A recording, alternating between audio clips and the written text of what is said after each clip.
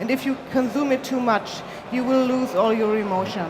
Yeah, so you have a choice between either being powerful but emotionless, or just still be a human being but without the power. Yes, right. And that's an interesting choice that you have to make during the game. Yeah, Right, it has many consequences. Yeah, the main thing we wanted to produce is to give you the freedom. Yeah, freedom. The choice is what you faction you join, yeah, because it's a big deal in the game. You join a faction. Yeah?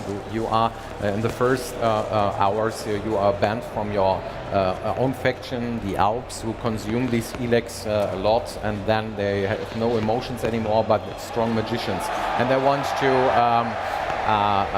Take over the world itself. So, and want to get the next step in evolution and so on. They are more the bad guys of the world, yeah. And you were one of them, and now you get the first time in your life you get emotions, yeah.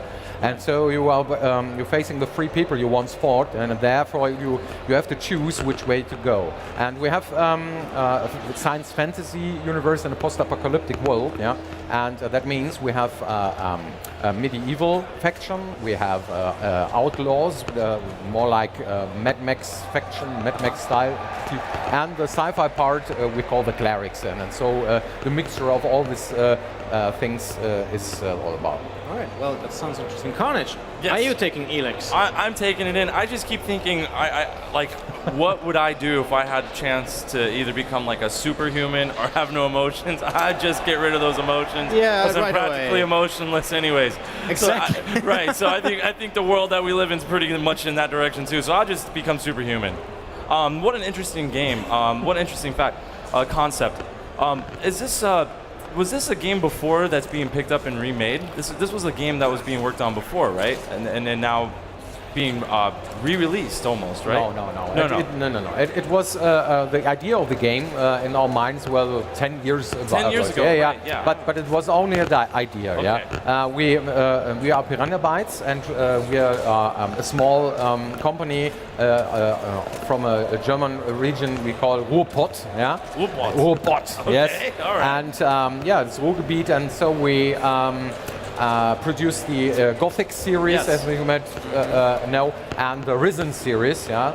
And so always was it fantasy only, yeah? And so we thought about making new setting, new cool stuff, not only to produce only stools and tables of the ancient ones and medieval stuff and stuff like that, only barrels, and so we couldn't see it anymore. And so we like fantasy. Right. We always, even in this game, we have fantasy parts, yeah. But it was a great push in the company when we said, okay, now we can do anything we want, yeah.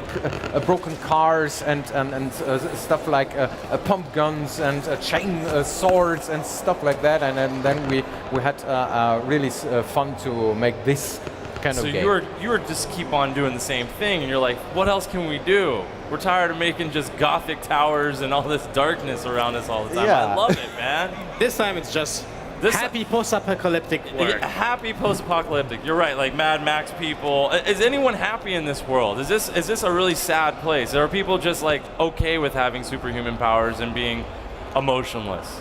Oh, I think so. The outlaws, for example, have lots of fun in their They have hometown. Yes, because they want to. They rob others, and they craft their own stuff with mean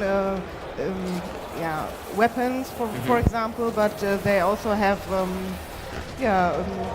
nice bars, for example, and some kind of drugs. We call them stims, that push their abilities, and they can have fun. Good. What is the main quest of the game? What is the main story? What is it about? What it means to be human, yeah. Okay.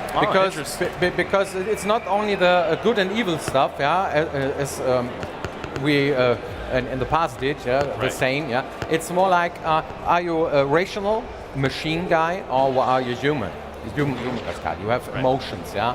And when you only think about rational decisions, yeah, it doesn't matter if someone dies because that or something else, yeah, or you are a really evil guy, or you have empathy or something like that. That's more the human part of the game, yeah? And so it's very interesting to see how the players decide their way through this game. Yeah? We have multiple endings here. Yeah? Every main character has his own opinion about what you do. Yeah? And in the end, even when you end the game, after the credits, yeah, we have an end game, yeah? And you can go to every main character you met in this game, yeah? And ask him about his opinion about what you did and what next time.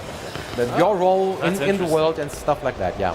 There's a lot of storytelling, including every single time you play the game. That's super cool. Yeah. Wanted to ask about any other features that the game has, that's something that is unique, or maybe something that you're very proud of the game. Yes, many things. So it's a really, really huge game.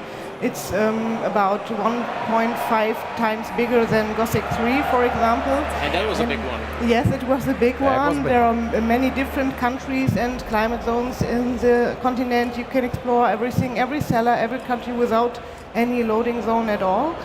And you can explore it with a jetpack.